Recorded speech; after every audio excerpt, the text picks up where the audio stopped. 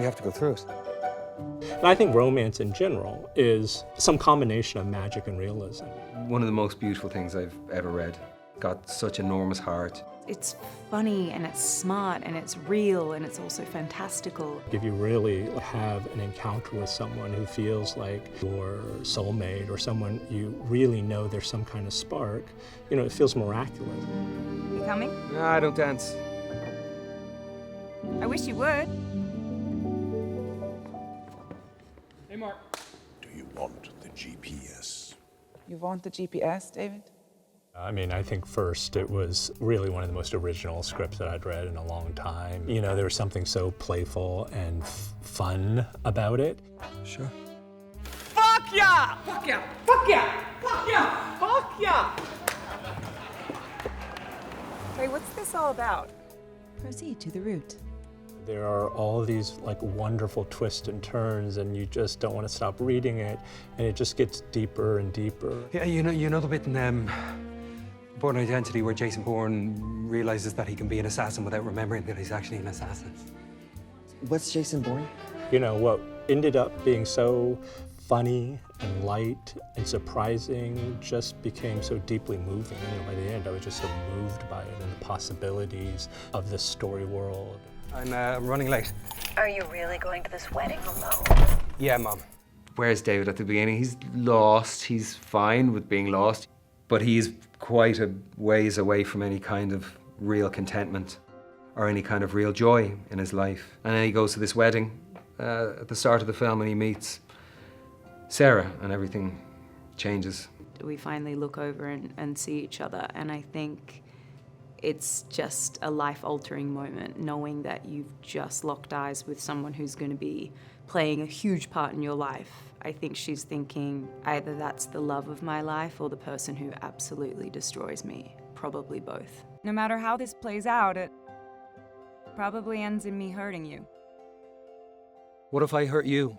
I won't let you. For Sarah, she's terrified of being hurt and making herself vulnerable, and she's for years and years and years just built up emotional armor, and I think she's done such a good job at avoiding being hurt that now she's found herself to be the person who hurts people, and she doesn't like that either. I think they almost immediately recognize this person, not that because they know them, but because that person is sort of a reflection of who they are at that moment. There's two people who, on the surface, are beautiful and seem like love would be easy for them, but they both have sort of become cynical and pessimistic about that possibility.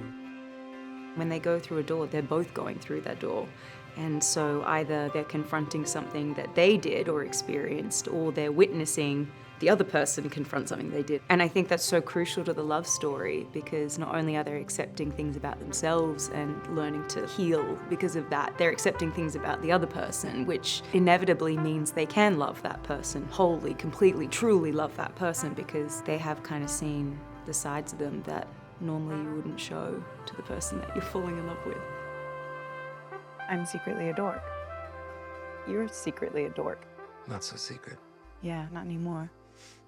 Margot and Colin, it was just immediate, their ability, and not just on a superficial level of chemistry, but really in a deep, soulful level of chemistry, of two people who I think navigate the world in very similar ways. They share a lot of the same humor, and they were so game for everything. I think day one, you know, they're on the ground, you know, like playing out the post-crash scene.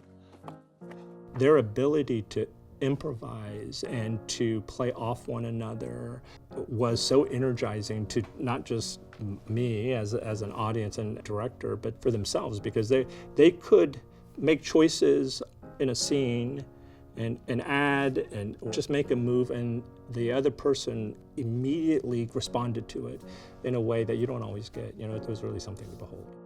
I'm horrible.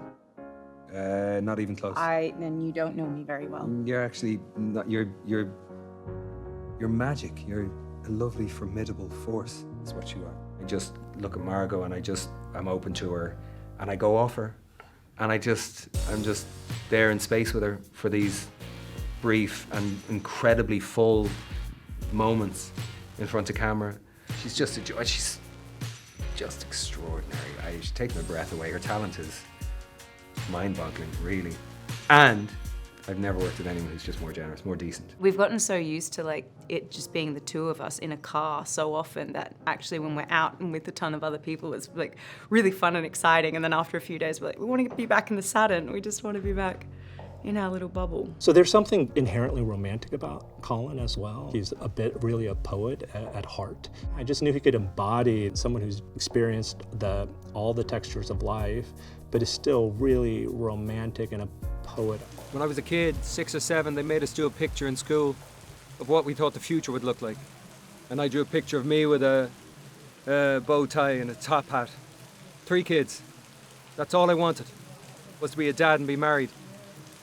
I swear to God. It's just about people who are trying to figure out the path, you know, to maybe some contentment and maybe joy and maybe love. It's so magical and it's so disarming and romantic. And I just have been looking for a love story for so long, like a big love story where the love story is the main story. I could do one more day.